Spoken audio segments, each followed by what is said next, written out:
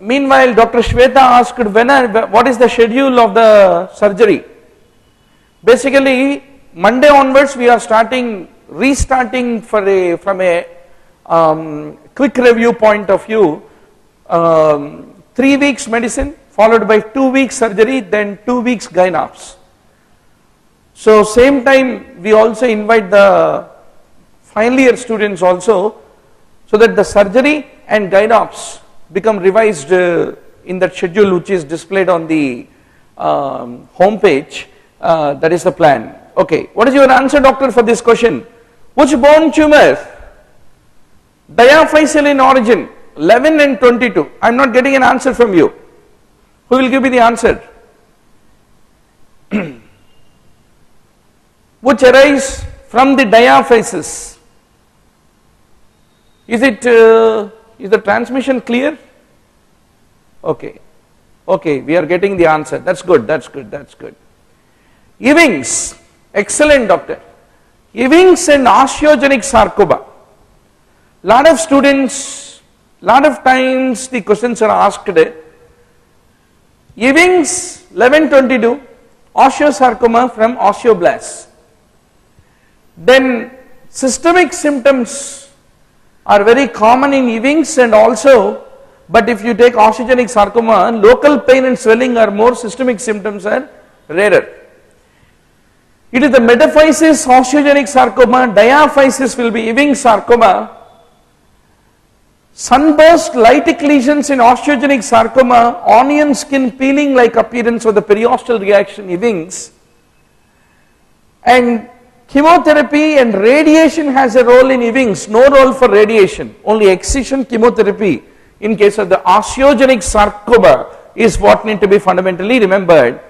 Hyderabad shoots an answer of osteoid osteoma, very good guess, may not be a right answer because osteoid osteoma is another tumor which arises from the diaphysis, which is a benign tumor. Few tumors arise from the shaft, diaphysis. Osteoid osteoma, Ewing's sarcoma, they are all diaphyseal in location is what you need to remember. How does heparin basically act?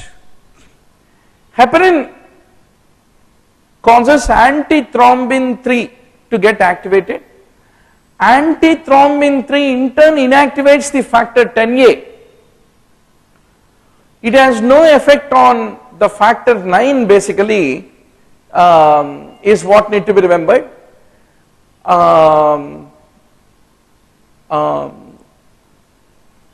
There is a difference. Now, where do you see autoregulation?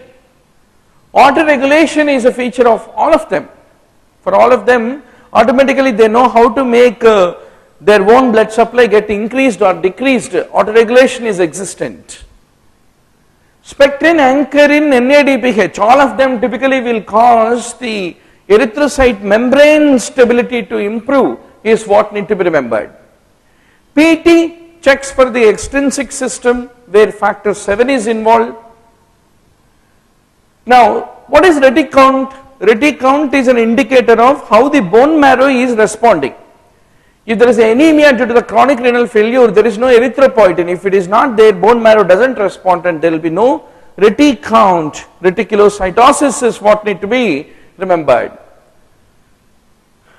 Okay, doctor. Shoot me one confident answer. Shoot me one confident answer.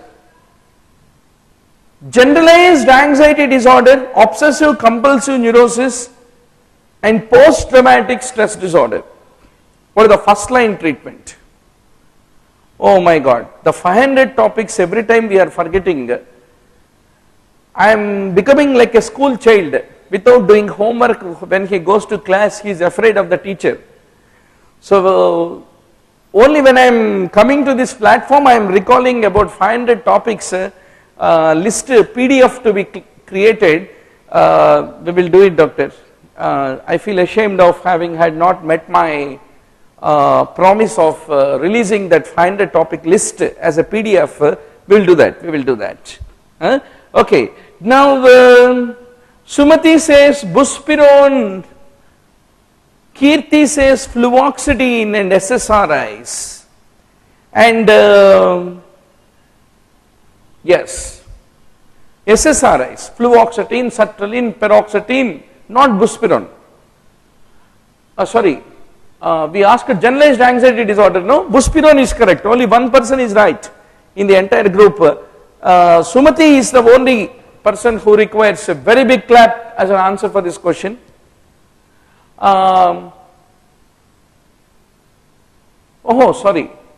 Sumati, it is not, buspirone is a good guess, but first line treatment means always SSRIs. If SSRIs are there, buspirone is second after SSRIs.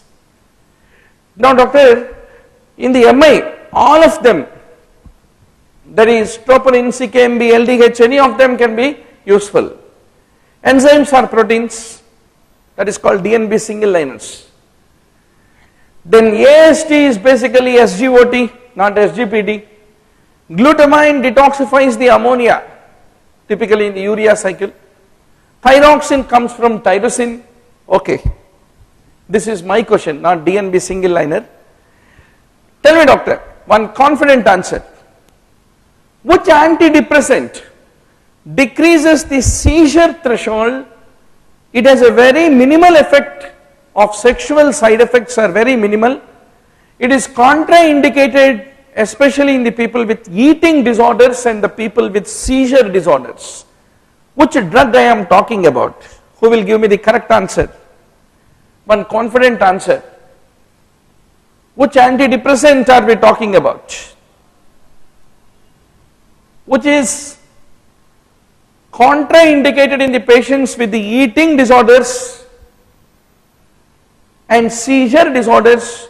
It has got a very, Venlafaxine is a guess from Dilip, very wild guess. Any other answer? Any other thought process? Because antipsychotics, antidepressants will be generally poor in MBBS because without reading them we can easily pass MBBS. Anantapur says mirtazapine. Okay. Any other answer? See doctor, if you look at the SSRIs, sexual side effects are the important issue. Bupropion, venlafaxine, etc. if you take, it is the bupropion which has got decreased seizure threshold, minimal sexual side effects and contraindicated if there is any eating disorder. Venlafaxine can lead to diastolic hypertension. Mirtazapine, as proposed by Anantapur, weight gain and sedation are the problems. Trazodone tragically leads to priapism and it is highly sedating in nature, is what you have to basically remember. Then you have nortriptyline, desipramine, amitriptyline, imipramine, which are all tricyclics. Their anticholinergic side effects like dry mouth, constipation are the issues. Then you have MAVO inhibitors, but if you go to Pizza Hut after taking MAVO inhibitors and eat a cheese pizza, it can end up in a hypertensive crisis, as all of you know. Porphobilinogens are the ones in the urine of intermittent porphyria, they typically get elevated. Why do you call essential? Because they are not produced in the body. Niacin comes basically from tryptophan, very easy question. Today's question today paper must be very happy paper, because every day if you defeat your confidence, there is no fun in conducting mock tests. Sometimes we need to say you are also doing good, but let me tell you, actual paper will be more or less like this. It won't be like what our earlier Sundays we were conducting, because there the main idea is to put you into pressure and then bring out the best out of you, earlier paper's idea. This paper's idea is basically to give you simple single liners, how well you can answer, that's what it is going to be. Glutamine is the ammonia transporter, as all of you know, and it is the aspartate and ammonia which is the source of the nitrogen in the case of Urea cycle is what need to be remembered. Okay, doctor. You need to give one confident answer for this. You need to discontinue which drug at least 2 weeks before starting MAVO inhibitors. Which group of drugs? I think the second line inappropriately came up. That is, wait 5 weeks if it is fluoxetine. That means discontinue SSRIs. That is what I am about to say. The question is not very clear. Okay. I mean, I forgot to remove fluoxetine in the second line. SSRIs, that's right. Discontinue SSRIs at least 2 weeks. C-peptide typically forms whenever proinsulin breaks down and forms the insulin is what need to be remembered. Glutathione is a tripeptide of 3 amino acids, L-cysteine, L-glutamic acid and the glycine. The 3 of them typically lead to the formation of the glutathione, which is a tripeptide, is what need to be remembered. What is the purpose of ubiquitin? Whenever ubiquitin binds, that attaches a label to the protein, and ubiquitin bound label will then be broken down by the proteasomal enzymes. So ubiquitin promotes the protein destruction is what need to be remembered. NPU is the best indicator of the protein quality. Now this limiting amino acids is one of the favorite questions of the examiner. In the wheat, lysine and threonine. In the rice which we eat, it is the lysine. In the legumes, it is methionine, tryptophan. And maize, lysine and tryptophan. These are some of the common questions which need to be remembered. Okay, give me one confident answer for this question, doctor.